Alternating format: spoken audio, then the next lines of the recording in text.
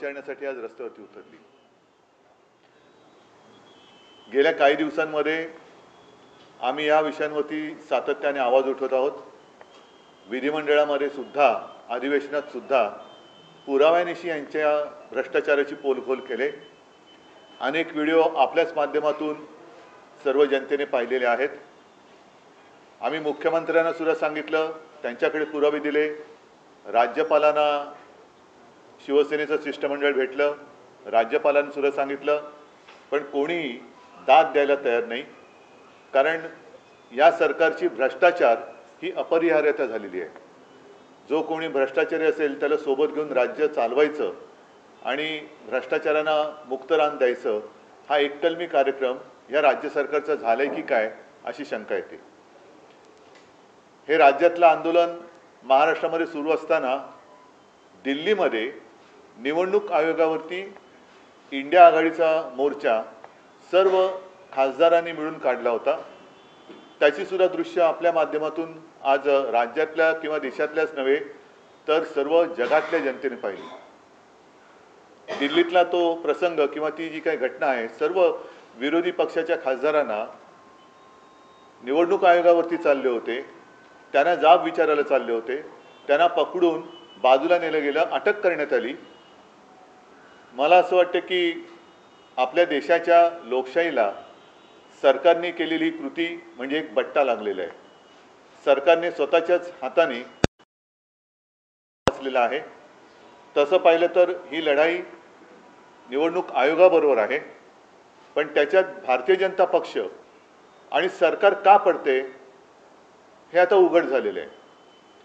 राहुल गांधींनी कसं मतदारांची चोरी झाली, मतांची चोरी झाली हे सप्रमाण सगळ्यांना दाखवून दिलं, उघड प्रेस कॉन्फरन्स घेतली आणि एकदा त्यांनी विरोधी पक्षनेता म्हणून शपथपूर्वक सगळ्या गोष्टी केल्यानंतरही निवडणूक आयोग त्यांनाच सांगते तुम्ही ॲफिडेव्हिट द्या। म्हणजे हा कुठला उफराटा कारभार आहे। आता सुद्धा बिहारमध्ये लाखो मतदारांची नावं जी काय वगळली त्याला काय त्यांनी म्हटलं SIR, आणि सुप्रीम कोर्टाला निवडणूक आयोग सांगते की ही वगळलेली नावं तुम्हाला द्यायला आम्ही बंधनकारक नाही।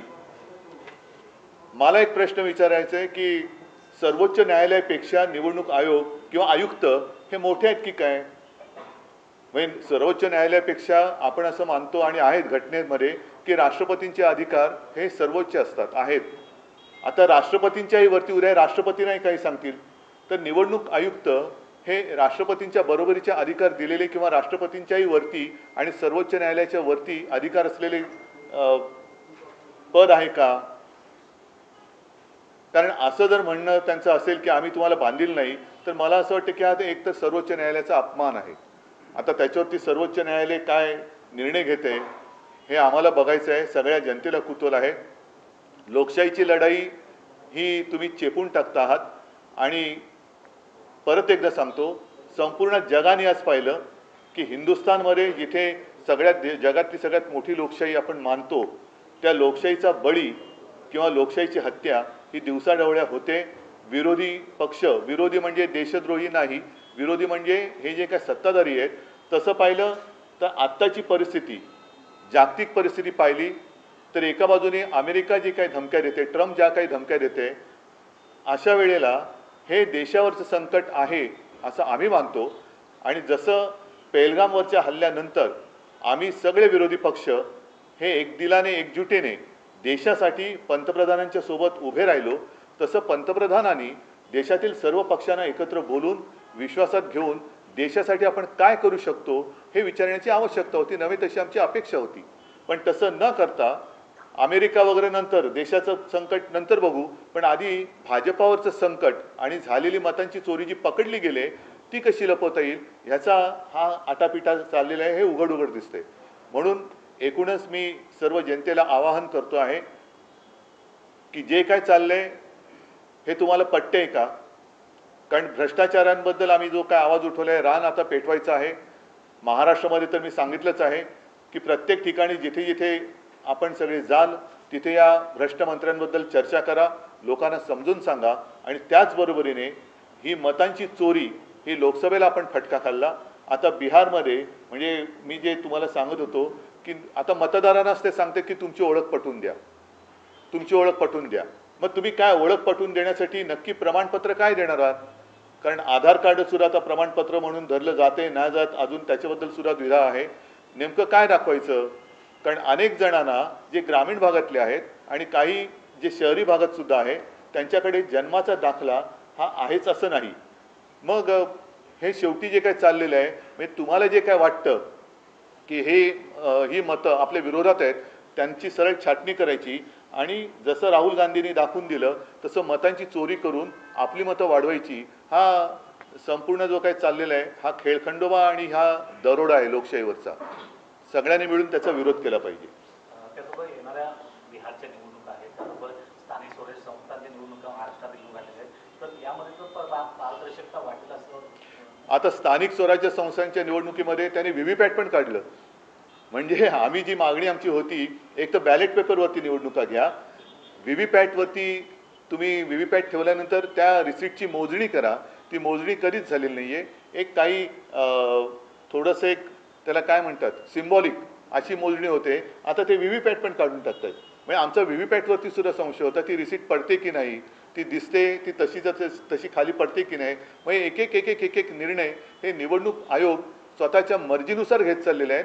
म्हणून मी विचारलं की निवडणूक आयोग राष्ट्रपतींपेक्षा मोठे झालेत का निवडणूक आयुक्त? तुम्ही जे आंदोलन आज केलं त्याच्यावरती मुख्यमंत्र्यांनी असं म्हटलेलं आहे की आम्ही लोकांच्या प्रेमाची चोरी करतोय, परंतु उद्धव ठाकरे जाऊ द्या, त्यांच्याकडे आज तोंड दाखवायला जागा नाही. त्यांनी दुसऱ्यांच्या पापांवरती पांघरून घालण्याचं एकच काम त्यांच्यावरती त्यांच्या श्रेष्ठींनी सोपवलं आहे. मी त्याच्याबद्दल काही बोलू इच्छित नाही. एक तर दिल्लीमध्ये जो काही आज तमाशा जो केंद्र सरकारने केला तो अत्यंत लांछनास्पद आहे. त्यांनी विरोधी पक्षांना, मला असं कळलं की खासदारांना सांगण्यात आलं की तुम्हाला निवडणूक आयोगांकडे नेतो, गाडीत बसून त्यांना पोलीस स्टेशनला नेलं. आता ही माहिती किंवा ही बातमी खरी असेल तर हे उघड दरोड्याचंच काम झालं. आणि म्हणून मला असं वाटतं की परत एकदा पंतप्रधान असतील किंवा संबंधित मंत्री असतील त्यांनी समोरासमोर बसून जे प्रेझेंटेशन राहुल गांधींनी सगळ्यांनी दिलं ते त्यांनी स्वतः समजून घ्यावं. ज्या पद्धतीने दिल्लीत मोर्चा झाला, यापूर्वी देखील आपण देखील असलेल्या आदितीच्या असतील मतदानाच्या गोळ्यासंदर्भात वारंवार पोट दाखवलेला आहे. दिल्लीत मोर्चा झाला तर महाराष्ट्रातही हा मुद्दा लावून धरणार आहात किंवा काय या दृष्टीने? सगळ्या देशभर हा मुद्दा लागला पाहिजे, लावून धरला पाहिजे. कारण देशातल्या लोकशाहीचा हा विषय आहे. जसं लोकसभेला त्यांनी मतांची चोरी केली, महाराष्ट्रात विधानसभेला सुद्धा ते परकला प्रभाकर पण बोलले की 6 महिन्यात जवळपास 45 लाख मतं वाढली. ही आली कुठून मतं? त्याच्यामुळे मी तर सगळ्यांना सांगतोय की आपलं नाव पहिलं तपासून घ्या मतदार यादीत आणि आपल्या पत्त्यावरती आणखीन काही मतदार घुसवलेत का हे सुद्धा तपासा, असं मी नागरिकांना आवाहन करतो. एकीकडे निवडणूक आयोगावर प्रश्नचिन्ह उपस्थित तुम्ही करता, त्यासोबतच शरद पवारांचं एक मोठं वक्तव्य होतं की 160 एकंदरीत उमेदवार आम्ही निवडून देऊ. 2 जण भेटली होती, रावसाहेब गणतले तुम्हाला सुद्धा भेटली होती. नाही, एक सांगतो तुम्हाला, निवडणुका आल्यानंतर अशी लोकही भेटत असतात, पण त्या गोष्टी कधी आम्ही गांभीर्याने घेतल्या नाहीत. आता असं वाटतं की पुन्हा ती लोक आता कुठेतरी शोधून, कारण त्यांना जास्त आम्ही काय तेव्हा थारा दिलाच नव्हता, कारण आम्हाला अशा पद्धतीने जिंकायचंच नव्हतं. आमच्या कर्तृत्वावरती विश्वास आहे म्हणून आम्ही त्यांच्या नादी लागलो नाही. आणि आता खरंच ते जे काय भेटून गेले ते पुन्हा कुठे सापडत आहेत आणि सापडले तर त्यांच्याकडनं या गोष्टी आम्हाला ऐकण्यामध्ये आता रस आहे. तुम्हाला पण भेटली होती? नाही, मला ह्याच निवडणुकीत नाही, यापूर्वीसुद्धा अगदी जेव्हा आमची भारतीय जनता पक्षाबरोबर युती होती तेव्हा भाजपाचेच एक नेते EVM कसं हॅक केलं जातं हे त्याचं त्यांनी इकडे आम्हाला प्रात्यक्षिक दिलं होतं. नाही, आता ते नेते नाही आहेत, आता नुसतेच आहेत. ठीक आहे. आंदोलन ज्या पद्धतीने इंडिया आघाडीचं तिकडे झालं त्यानंतर राहुल साहेबांची किंवा इतर नेत्यांची काही तुमचं बोलणं झालं का? काय आंदोलनानंतर? हो, आता संजय राऊतांशी मी बोललो. आता पुन्हा ह्यांना तिकडे पोलीस स्टेशनला नेलं असताना मला असं कळलं की संसदेत घाई गडबडीने 2 बिलं काहीतरी त्यांनी मंजूर करून घेतली. आता त्याच्यावरनं परत तिकडे होईल. आता 4 वाजता परत, म्हणजे आपली इथे प्रेस चालू असताना तिकडे संसद सुरू झाली असेल. सर, हिंदी में जानना चाहेंगे सर, आज जो है इलेक्शन कमीशन से मिलने के लिए राहुल गांधी, प्रियंका गांधी गए थे लेकिन उन्हें डिटेन कर लिया गया, इसे आप किस तरह से देखते हैं? आज 2 जगह पर जन आंदोलन हुए.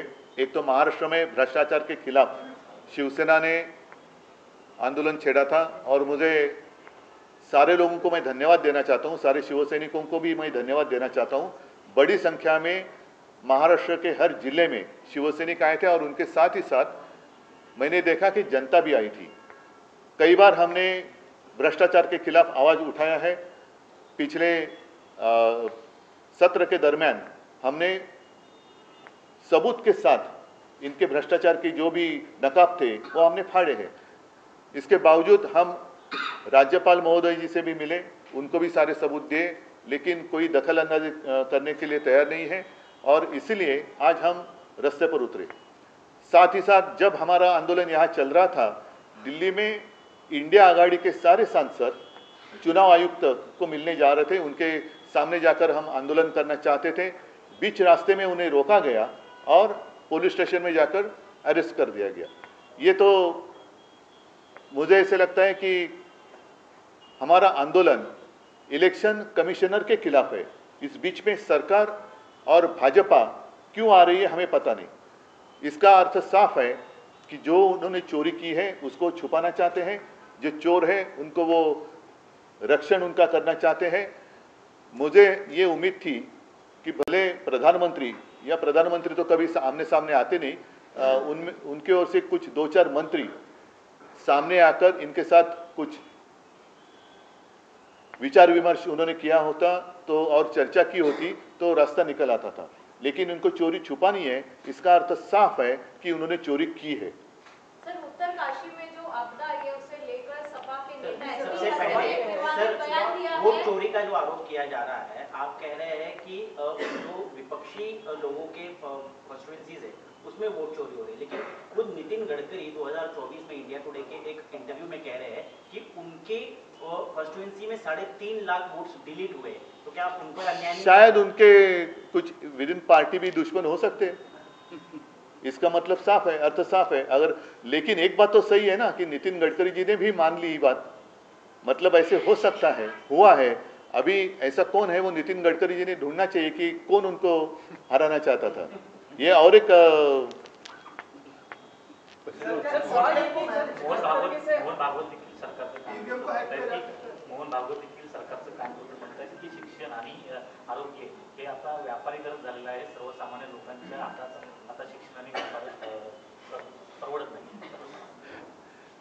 भागवत साहेब किती कान आणि किती वेळा टोचणार, पण त्या कान टोचण्याचा काही परिणाम होतोय का? कान टोचण्याचा काहीतरी परिणाम झाला पाहिजे ना। मुळामध्ये शिक्षण आणि आरोग्य हे फार महत्त्वाचं आहे। शिक्षणावरती जिथे प्रश्न उपस्थित केला जातोय, अशांचे कान टोचून काय मिळणार आहे? इलेक्शन को लेकर उन्होंने जो कहा कि 160 ऐसी कॉन्स्टिट्यूएंसी है जिसको प्रभावित किया जा सकता है, एक बड़ा नंबर है। अगर कोई 2 लोग आके इस तरीके से कहते हैं, एक बड़ी बात उन्होंने कही। किसने? शरद पवार जी ने जो बात कही थी, क्या अभी आप लोगों से भी बातचीत की इस तरीके से इन्फ्लुएंस करने को लेकर? नहीं, ऐसे लोग तो जब भी चुनाव आते हैं तो मिलते रहते हैं, लेकिन हमें तो पहले एक मैं बात बताना चाहता हूँ, इस तरीके से हमें जितना मंजूर नहीं है और इसीलिए जो भी हमें मिले उनकी बात हमने गंभीरता से ली नहीं। लेकिन अब मुझे एक कुतूहल है कि वो लोग कहाँ गए, वो लोग हम ढूंढने की कोशिश करेंगे और अगर मिल जाए तो समझने की कोशिश करेंगे कि ये कैसा मामला है, क्या है। इसका अर्थ ये है कि अब चोरी तो हुई है और मेरी अपेक्षा यही थी, मैं दोहराता हूँ बात, कि बीजेपी की ओर से नहीं लेकिन गवर्नमेंट की ओर से कोई मंत्री या कोई रिटायर्ड जज या कोई भी आकर आमने सामने बैठकर राहुल जी ने ये सारी बातें कही है तो उसमें कितनी सच्चाई है समझ लो ना। हम देशद्रोही तो नहीं है, पूरे दुनिया में अपने खिलाफ अभी अमेरिका है, बाकी सारे लोग हैं, देश है। तो अब ऐसी स्थिति में विपक्ष को साथ लेकर देश का हित अगर प्रधानमंत्री सोचते तो उनके ऊपर ये बात ऐसी नहीं आती। निष्पक्ष जांच की मांग कर रहे हैं, जैसे जेपीसी से जांच हुई थी या जेपीसी जिस तरह से इंटरफेयर करते इन मैटर्स में, क्या आप कोई नहीं, अभी जैसे मैंने कहा कि कभी ऐसे कहा जाता है, इलेक्शन कमीशन ने कहा राहुल जी को कि आप एफिडेविट दे दो, बराबर है, आप कोर्ट में जाओ। कोर्ट में जाए तो आप क्या करेंगे? अभी जो फिलहाल कल या परसों उन्होंने कहा कि जितने डिलीटेड नाम है देने की हमें कोई बंधन नहीं है, तो क्या इलेक्शन कमिश्नर राष्ट्रपति या सुप्रीम कोर्ट से भी ऊपर चले गए? क्या इतना अधिकार उनको दिया है? क्या ये सुप्रीम कोर्ट का अवमान नहीं है? क्या करेंगे हम सुप्रीम कोर्ट में जाएं भी, अगर इलेक्शन कमिश्नर कहे कि हमें कोई बंधन नहीं है, तो करेंगे क्या हम सुप्रीम कोर्ट में जाकर? सर आपने बीच में अभी जो बात की मराठी में खास इसलिए मैं कनेक्ट कर रहा हूँ, इस समय में बीजेपी के लोग आप गिरफ्तार हैं क्या के आपको प्रेजेंटेशन कर गए थे, तो क्या ये तरीका हमेशा से बीजेपी का जिसमें कि हम चोरी की बात करें हमेशा से नहीं देखो अभी एक बात तो ये तो बात स्पष्ट है, लोकसभा के दरमियान लोकसभा का जो चुनाव परिणाम आया महाराष्ट्र के लिए, उसके बिल्कुल विरोधी विधानसभा में आया। बीच में सिर्फ 5 या 6 महीने गए थे। परकला प्रभाकर जी ने खुद कहा था, हमने तो उनको नहीं कहा था, कि इस 6 महीने में लगभग 45,000 वोट बढ़ गए। कहाँ से आए वो लोग, कौन है ये लोग? और इसीलिए राहुल जी ने जो मुद्दे उठाए हैं वो गंभीरता से लेने की आवश्यकता है कि कुछ लोग जहाँ एक एड्रेस पर 30-30 वोटर रजिस्टर हुए हैं, कहीं पर 200 लोग हैं, फिर जो 70 साल की उम्र और उसके ऊपर के जो है फर्स्ट टाइम वोटर दिखाए गए हैं, तो ये सारी चीज़ें हैं, कौन देखेगा? महाराष्ट्र में खासकर आपको लगता है कि चूंकि चुनाव यहाँ पे भी स्थानीय निकाय के आने हैं, तो ऐसे में जरूरत होगी सारी वोटर लिस्ट को कहीं ना कहीं रीचेक करने की, जैसे कि राहुल गांधी कर रहे हैं यहाँ की भी? नहीं, हर एक मतदाता का अभी एक कर्तव्य बनता है कि अपना नाम मतदाता सूची में है या नहीं है, और क्या अपने एड्रेस पर कुछ घुसपैठी तो इन्होंने घुसाए नहीं है, तो ये भी देखने की आवश्यकता है। साथ ही साथ मैं मेरे पार्टी की कार्यकर्ता और महाविकास आघाड़ी के सारे कार्यकर्ताओं को कहता हूं कि आप मतदाताओं की सूची लेकर घर घर जाकर चेक करो।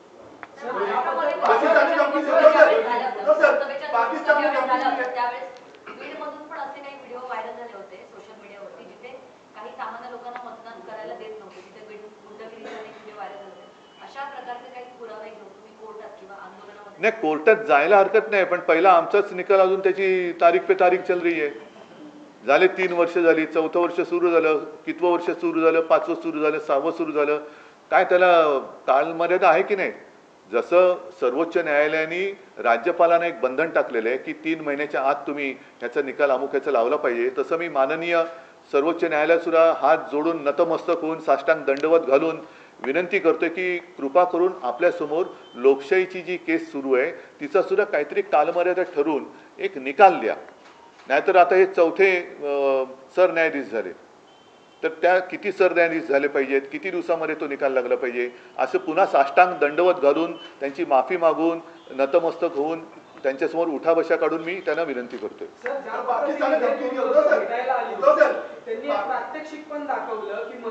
मला आता त्याच्यात फाटे फोडायचे नाहीयेत। परत एकदा सांगतो की आज दिल्लीमध्ये जे घडलं ते संपूर्ण जगात आपल्या लोकशाहीला काळीमा फासणारं लांछनास्पद असं कृत्य सरकारने केलेलं आहे।